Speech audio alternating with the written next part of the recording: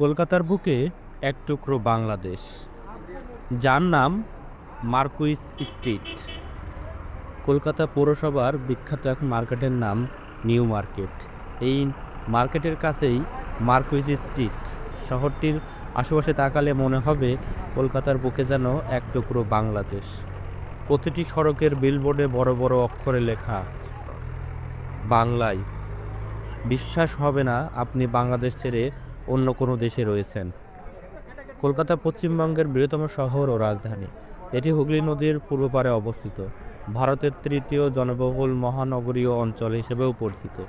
এর উত্তরে লেনিন নরসরণী, দক্ষিণে মার্কুইস স্ট্রিট, পূর্বে রফি আহমেদ কি এবং পশ্চিমে রানী রাসমণি স্ট্রিট ও মির্জা গালিব স্ট্রিট। আপনি রাস্তায় বের হবেন, দেখবেন বাংলাদেশের নামকরা বাস কাউন্টার সোহাগ শ্যামলী এবং রয়্যাল সার্ভিস, পাশেই বিআরটিসি কাউন্টার। তাতে বড় বড় বাংলা অক্ষরে লেখা রয়েছে কলকাতা, ঢাকা, নারায়ণগঞ্জ। কোথাও আবার লেখা রয়েছে কলকাতা, ঢাকা, চট্টগ্রাম। এছাড়াও পুরো রাস্তা জুড়ে বিভিন্ন ব্যবসা প্রতিষ্ঠানের সাইনবোর্ডে বাংলা লেখা। চোখ মেরে তাকালেই দেখা যাবে বাংলাদেশিদের জন্য গড়ে উঠেছে অসংখ্য ব্যবসা প্রতিষ্ঠান। বিশেষ করে খাওয়া দাওয়ার জন্য রয়েছে বেশ কিছু বাংলা খাবার হোটেল। টাটা সেন্টার হলো ভারতের কলকাতায় অবস্থিত একটি বহুতল বাণিজ্যিক ভবন। এটি শহরের কেন্দ্রীয় ব্যবসায়িক জেলার চৌরঙ্গি রোডে অবস্থিত।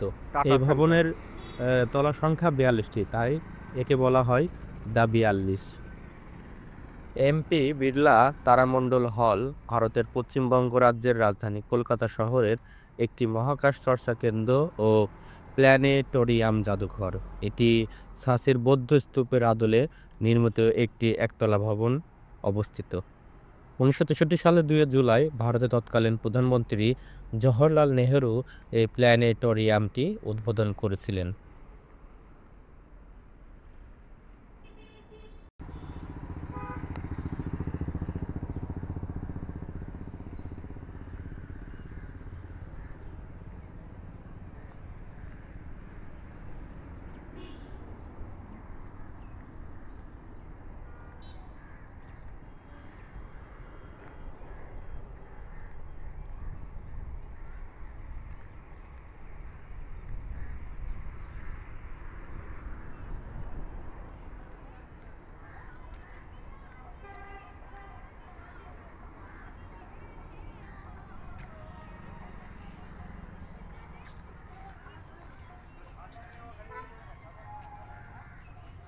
ভিক্টোরিয়া মেমোরিয়ালের কাছেই যে রাস্তাটি, তার নাম হলো কুইন্স ওয়ে।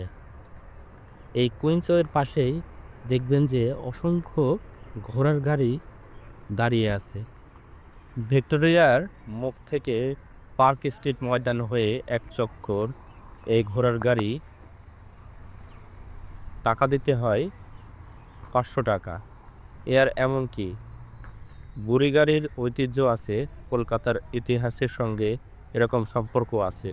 তবে ভালো নেই ঘোড়াগুলি, হাড় জিরজিরিয়ে সাদা ঘোড়া, তাকেই টেনে হিঁচড়ে টকবক করতে রাজি করানো, না করলে পিঠে চাবুকের ঘা, গলা থেকে চিহি ডাক। অথচ এই ঘোড়ার গাড়িই ছিল একসময় কলকাতার ক্রেতা। ইংরেজরা এই নাকি ঘোড়ার গাড়ি নিয়ে রাস্তায় ঘুরতেন, শহরে বিহারে যেতেন। এখন জীর্ণ ঘোড়াগুলির আর টেনে নিয়ে যেতে পারছে না শহরের ঐতিহ্য।